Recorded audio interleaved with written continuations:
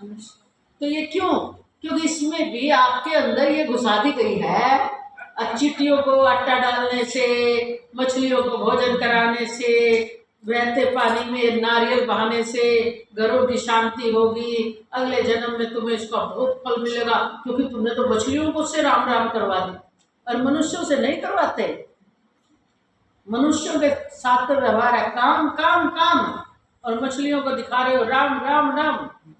ये क्या है? न्याय है? मनुष्यों को क्या दिखा रहे हो? कामनाएं। और वो तो बेचारी जानती है नहीं क्या नाम होता है। हमारे गुरुदेव हमेशा बोलते थे कई बार, बोले कुत्ता होता है, बोले वो तो हाथ भी नहीं लगाता, मुंह से ही खा जाता है, वो आपसे बड़ा त्यागी नहीं है क्या? बोले अगर तपस्या, इस प्रकार की तपस्या से कल्याण होता हो तो मछली तो जल में पड़ी रहती है, फिर तो मोक्ष हो जाना चाहिए। हट हट तपस्या है। बोले आग सेकने से, आग सेकने से, जो आग की गर्मी में चारों तरफ आग की को बनाकर तपते हैं, बोले अगर उस तपस्या से कल्याण हो जाता है तो ये आग तापने की किसकी आदत है? किस जीव की है? वो तो तपते ही रहते हैं, बोले हर समय नगन ही रहते हैं। कितने जीव है हमारे, किसी का भी ले लो आप, क्या करना पड़ता है? कुकर शुक्र, ये तो किसी को कष्ट देते ही नहीं। बोले पर क्या मतलब, क्यों कहते थे? बोले उनको पता ही नहीं, मछली को पता ही नहीं राम भी कुछ होता है क्या। वो तो जल में ही पैदा हुई, जल में ही मर जाती है, जल से बाहर निकालते ही उनका जीवन खत्म। जिसको पता ही नहीं उनके त्याग से कुछ होने वाला है क्या? तो मनुष्य ही एक ऐसा प्राणी है जिसको ये पता है मेरा हित किसमें है, अरहित किसमें। तो मनुष्य को क्या करना चाहिए? मनुष्य को यज्ञ दान और तप निष्काम होकर हर प्राणी मात्र की जहां जरूरत है उनके हित के लिए करना चाहिए। उससे बड़ा यज्ञ नहीं। यज्ञ यज्ञ वैसे क्या होता है? सब सुहा। यज्ञ हम भोजन करते हैं, हमारी जठरागिन में सब सुहा हो जाता है कि नहीं? ये भी तो जठरागिन अग्नि ही तो है। एक एक बाइट जो हम लेते हैं ये आहुति ही तो है। इसीलिए कहा है भोजन करो तो शांत भाव से करना चाहिए। तो ये हमारा यज्ञ तो चल ही रहा है, पर इस यज्ञ में हमारा होश रहना चाहिए कि ये सब परमात्मामय है, सब ईश्वर की सृष्टि है, सब ईश्वर का हो रहा है। अरे मैं कुछ नहीं जानता, मेरे गुरुदेव ने मुझे ज्ञान करा दिया और मुझे पता चल गया कि ये सब कुछ मैं अब जो भाग रहा था वापस इसके बदले में चाहत रख के, तो आज के बाद मैं चाहत नहीं रखूंगा, सेवा करूंगा, ये मेरा कर्तव्य है। तो गृहस्थ के अंदर सेवा ज्यादा कर सकता है मनुष्य, भजन ज्यादा नहीं कर सकता गृहस्थी आदमी, काम बहुत होते हैं।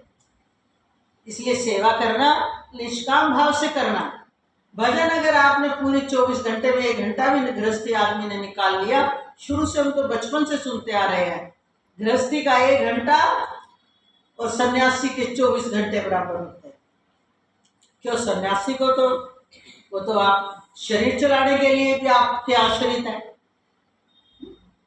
और गृहस्थी शरीर अपना भी चलाता है और दूसरे का भी चलाता है। तो वो तो कर्म करता है और कर्म करने में उसे मेहनत करनी पड़ती है, थकान भी होती है, इसलिए उसके पास ज्यादा समय नहीं होता। अगर वो 1 घंटा भी निकाल लेता है वो बहुत होता है।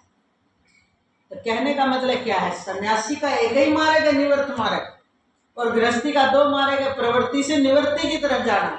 पर आश्चर्य ये है कि गृहस्थी प्रवृत्ति से निवृत्ति की तरफ नहीं जाता, गृहस्थी प्रवृत्ति में ही और फंसता चला जाता है। बस ये बड़ा दुख का विषय है। उसकी ममता इतनी ज्यादा बन जाती है, कहता है वो मैं अपने लिए इतनी मेहनत दिन रात कर रहा हूँ, अपने बच्चों के लिए कर रहा हूँ, क्या लुटाने के लिए कर रहा हूँ? मेरे पास टाइम नहीं है, अपने बच्चों के लिए टाइम है, अपने बच्चों के लिए कमाया है मैंने, इतना पैसा जो कमाया अपने बच्चों के लिए कमाया, इतना बंध जाता है अपने बच्चों में, इसीलिए उसका कल्याण रुक जाता है।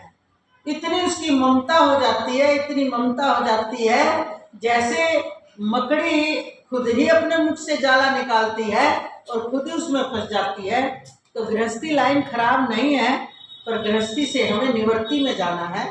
गृहस्थी मार्ग प्रवृत्ति है, प्रवृत्ति से निवृत्ति में जाना है। तो अगर हम गृहस्थी में ये अच्छे से समझ करके कर्म करें तो गृहस्थी में हमारी बहुत उच्च स्थिति बन सकती है। गृहस्थ में आप स्वीकार किए बैठे होते हो कि हम तो जी गृहस्थी है, हमारे अंदर तो मोह ममता है। कहीं ऊपर से नहीं आई मोह ममता। एक एक कदम विवेक से बढ़ाओ, सत्संग में सुन करके उसी तरह आचरण बनाओ और अपने मोहाशक्ति को कम करते हुए आगे बढ़ो। तो गृहस्थ से श्रेष्ठ आश्रम भी नहीं है, ये भी आपको बता दें। गुरु जी जो दान लेता है उसका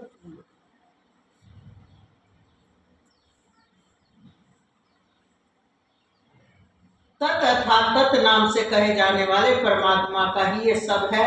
इस भाव से फल को न चाहकर नाना प्रकार की यज्ञ तप रूप क्रियाएं तथा दान रूप क्रियाएं कल्याण की इच्छा वाले पुरुषों द्वारा की जाती है। सत्य इस प्रकार ये परमात्मा का नाम सत्य भाव से और श्रेष्ठ भाव से प्रयोग किया जाता है। तथा हे पार्थ, उत्तम कर्म में भी सत्य शब्द का प्रयोग किया जाता है। उत्तम कर्म भी जब आप करते हो ना, अरे भाई सत्य कर्म कर रहा है, लिया जाता है ना सत्य का नाम। ओम का नाम बताया दिया हर कर्म में, और फिर सत्य का नाम क्यों लिया जाता है? सत्य कर्म कर रहे हैं, तो संसारी कर्म नहीं कर रहे हम, कोई एक सत्य आयोजन कर रहे हैं। आगे कह रहे यज्ञ तथा यज्ञ तप दान में भी जो स्थिति है वह भी सत्य इस प्रकार कही जाती है।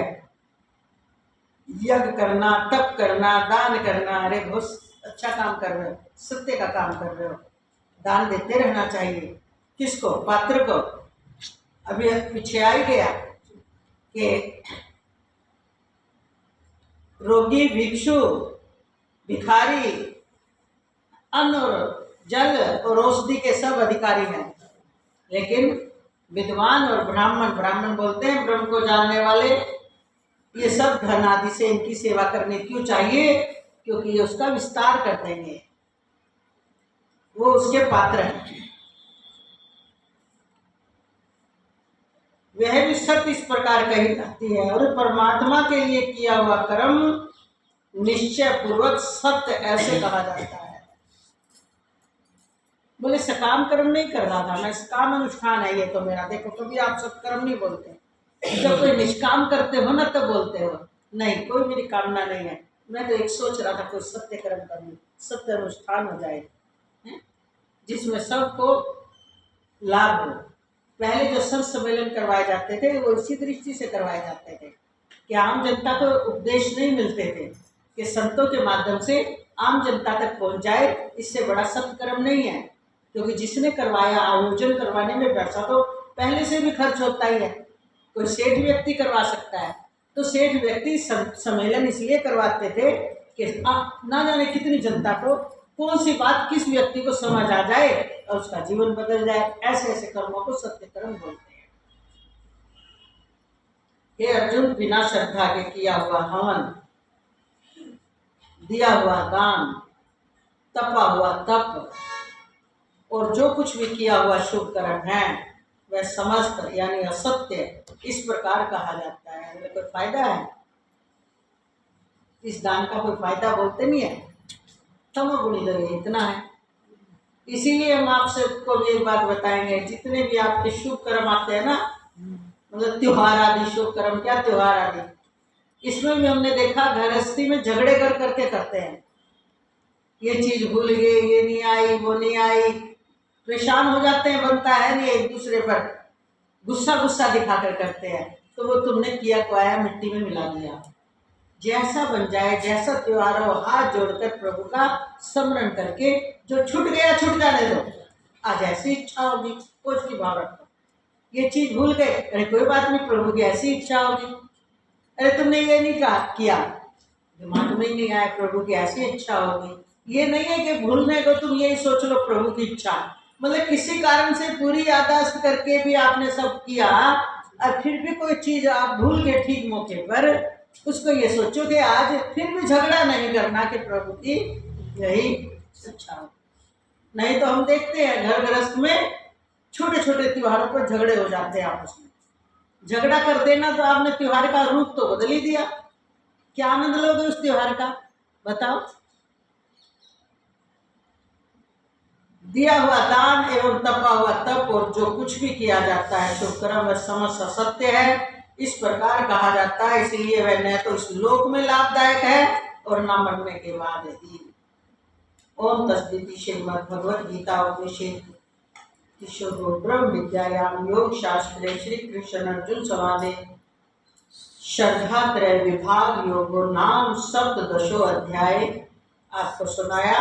कल 8 अध्याय यानी 18वां अध्याय हम आपको सुनाएंगे। आज वाणी को यही विराम देते हुए वृंदावन बिहारी लाल की